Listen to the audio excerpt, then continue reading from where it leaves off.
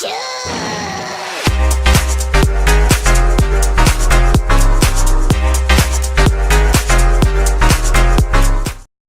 YouTube, and today is going to be a taking a look at of sorts. This is Inspector Gadget on Super Nintendo for those of you who have no idea what game this is, but if I'm being honest, this isn't a true taking a look at or anything like that. This is really just going to be me rambling about the Nintendo Switch because that just happened and I have a lot of thoughts on it, but I don't want to make a video on it because that's literally a majority of people's new subscriber feed and whatnot on YouTube right now is the Nintendo Switch. That's the hot thing, you know, because Nintendo just did their Direct and their Treehouse and everything for it. And I mean, I have a lot of thoughts on it, but like I didn't want to make a video specifically for it. I feel like everyone's doing that, and I figure if I put Inspector Gadget, it'll be a little bit more interesting than just me talking about the Switch. Heads up, this is also blind footage. Like, I've never played this game before, so you guys are going to see me die a lot.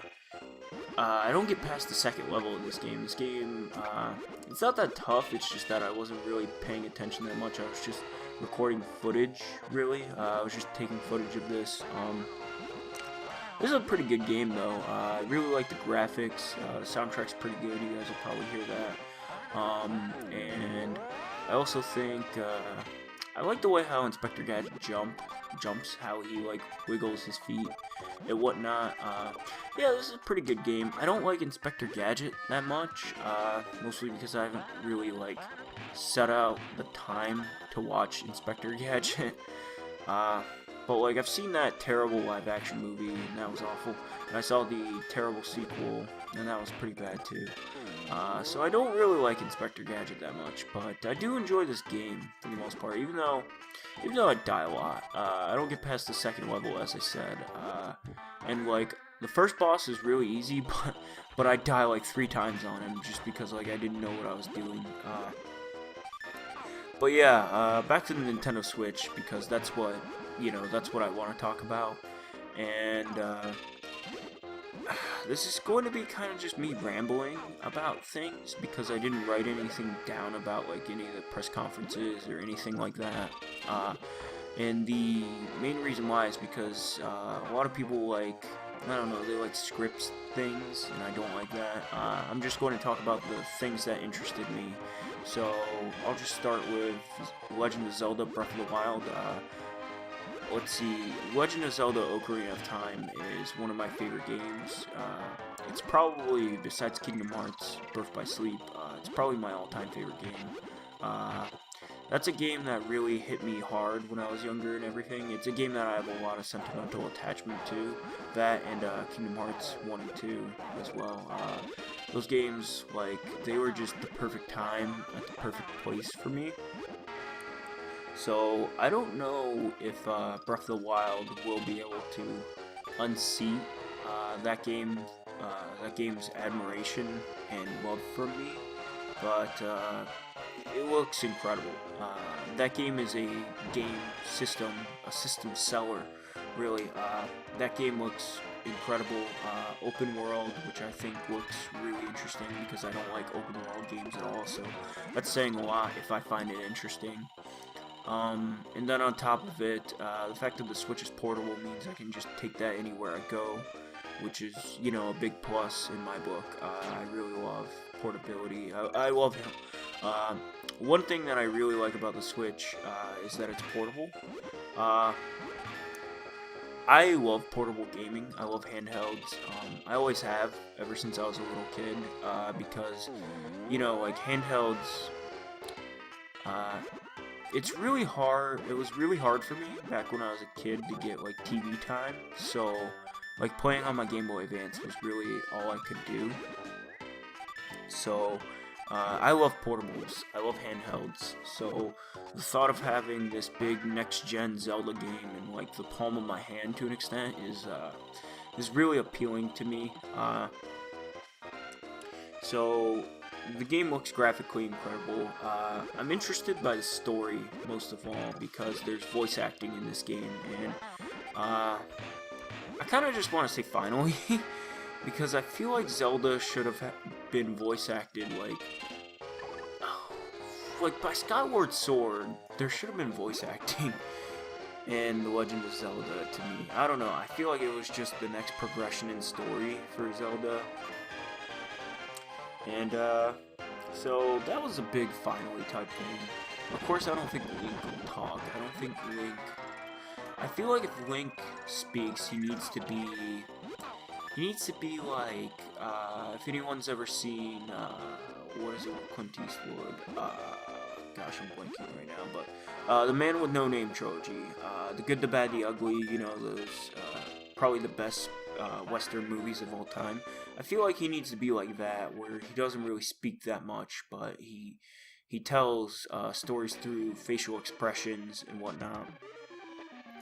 So that game looks incredible. I'm incredibly excited for it. Looks amazing. It'll probably be Game of the Year for the next like 10 years or something like that. And I think that that's what everyone's wanted, is like an open world Legend of Zelda game. As it's not necessarily what I've wanted because I don't like open world games that much. Admittedly, I've never played Skyward Sword, so I don't know what everyone thought of that game. And I've never played... Let's see, I didn't like Majora's Mask at all. I don't like Majora's Mask at all. In terms of 2D Zelda, I'm just playing through Link to the Past for the first time, and it's pretty good. It's really good, actually. I don't think it's as good as people make it sound, but it's pretty good from what I've played. I think the original Legend of Zelda and Zelda 2 have both aged like horribly, because those games give you like no idea what to do. You're just dropped in the middle of a map and you have like no clue where to go or anything like that. And some people will say that's part of the fun of those games, but I don't see the fun in that. I have no fun when I play those games. And so I guess that's a quick overview of Zelda. So I'm really excited for Breath of the Wild. That trailer, that like 3-minute trailer, was all I needed. I didn't watch like the 5-hour-long E3 showing of Zelda just because I don't want to be spoiled by it. So I'm really excited for that game. I think it looks great. I think it looks incredible. So another thing I wanted to talk about was Super Bomberman R. And I think that that's a game that will be like a sleeper hit. I think that I'm really excited for a new Bomberman game. I really love Bomberman. I should have been playing Bomberman for this video. But I think I'm going to do a review of Bomberman Hero in honor of Bomberman's 33rd anniversary. Of course, if I do that, I'm going to need to start capturing footage like soon, because this is Bomberman's 33rd anniversary. For those of you who don't know, and that's one thing that's cool, is that Konami is actually like celebrating it to an extent by releasing a new Bomberman game. This was like the most unpredicted thing, I think, of the whole presentation for me, because it was just like, they're making a new Bomberman game? Like, Konami is making a new game? Like, so yeah, so that was a giant surprise. It was a definite, pleasurable surprise to me. I'm really excited to try that game out. I think it looks awesome.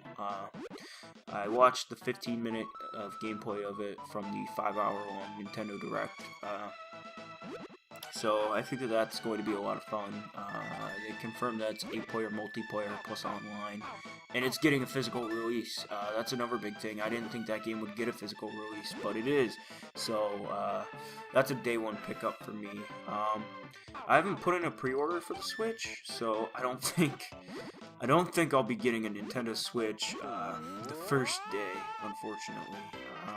I tried to put one in on Amazon,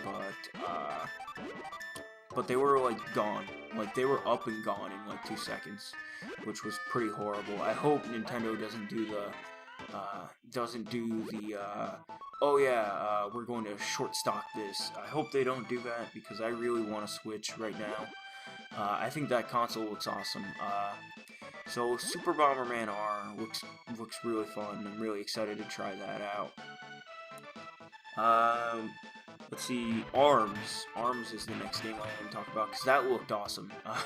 I don't know, like that looked like the next evolution to Punch-Out to me. It's just a game where you like throw punches at other people. I think that's the like reasonable, the logical next evolution toward Punch-Out. I think that looked like an incredible amount of fun. I would love it if they put Lil Mac in that game. I think that he would be awesome for, you know, like an extra character, whatever, a side character, an unlockable character, or something like that. So ARMS, I think, looked really fun. That looks like something I could get a ton of fun out of. 1-2 Switch, I thought looked dumb. Not even gonna sugarcoat it, you guys. I was like, really? Like, I was very unimpressed.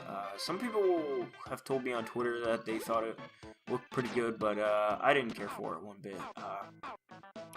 So 1-2 Switch looked dumb to me. Super Mario Odyssey is an open world Mario game, and that looks that's the most interested I've been in a Mario game in a long time, honestly. Like, Mario games come out nowadays, and they just don't interest me that much. Really, I've never been a big fan of Mario, if I'm being honest, and I don't think I ever will be.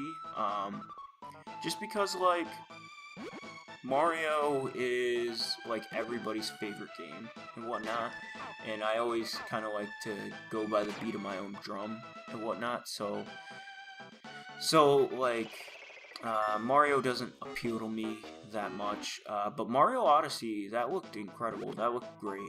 I will definitely be checking that out. That game looked awesome. Really excited to try that. But of course, you know, that's not a launch game, that's a game that comes out in like, I think they promised holiday 2017, but that's gonna get delayed, you guys. I can already tell what games aren't going to come out until like next year. Funny how these things work, but like first showings of like Nintendo games, you know, I already know when's an actual like a good time estimate for these games. So Mario Odyssey is coming out 2018, guys, maybe 2019, if that. But yeah, that game looked awesome. I'm really interested in trying that out. The next game that I wanted to talk about was no, I didn't care for Splatoon 2 because I didn't care for the first Splatoon, so I didn't really want to talk about that much. It didn't interest me that much, if I'm being honest. Oh, Xenoblade Chronicles 2, that was the one I wanted to talk about. I've never played the first Xenoblade Chronicles, mostly because, like, I don't know, it didn't interest me that much. I hear it's really fantastic and everything, but the trailer for Xenoblade Chronicles 2 got me interested. That looked like something I would definitely really enjoy. So, I'm definitely very interested in trying that out. That looked great. I haven't played Xenoblade Chronicles X or anything like that either. So, yeah, I definitely want to check that out. The trailer looked really cool for that. Let's see. The next, Fire Emblem Warriors, I think that's what it's going to be called, or Fire Emblem Legends or whatever. The Fire Emblem Dynasty Warriors game. Again, I've only ever played Fire Emblem Path of Radiance on GameCube, and even that I only played like 2 hours of it, and I quit because it was so freaking hard. But that, you know, I think that was one a lot of people were asking for, was like the Fire Emblem Dynasty Warrior style game, so, you know, but speaking of Dynasty Warriors, they confirmed Dragon Quest Heroes 1 and 2 will both be coming to Switch, and that's awesome. I really enjoyed Dragon Quest Heroes 1, and I'm, you know, having both of them on the same system will be great, and they confirmed that Dragon Quest 11 will be coming to Switch as well, and that looks awesome. I'm a big Dragon Quest fan, so definitely looking forward to checking that out. And I guess, like, overall, like, my final thoughts on the Switch, a lot of people were really disappointed, but, like, honestly, it sold me on the system, if I'm being honest, that press conference. Even though I know there's not going to be a lot at launch, there's enough at launch that interests me to where I'm willing to try it for 300 bucks. Again, like Super Bomberman R and Zelda Breath of the Wild, that's really all I need for a launch, if I'm being honest. All I ever pick up with new system launches are like 2 games, and that's it. You know, because like when a new system launches, like you gotta put the money, you gotta pay for the system. That's like 200, 300 bucks right there. Sometimes more, and then you also got to put money down for the games. The games are 50 bucks each. It's like one of those things where I'm not, I'm not rich, so I'm not gonna drop like $1,000 on games. So really, like, the stuff that interested me, there was enough of it, and there's enough coming on launch day for me personally. I can see why people would be disappointed and everything, but I'm not disappointed. I'm really happy. So if you guys, those are my Switch thoughts. If you guys like this video, be sure to like it down below. Be sure to comment, and be sure to subscribe. And also hit that notification button, I guess. Have a wonderful day, you guys.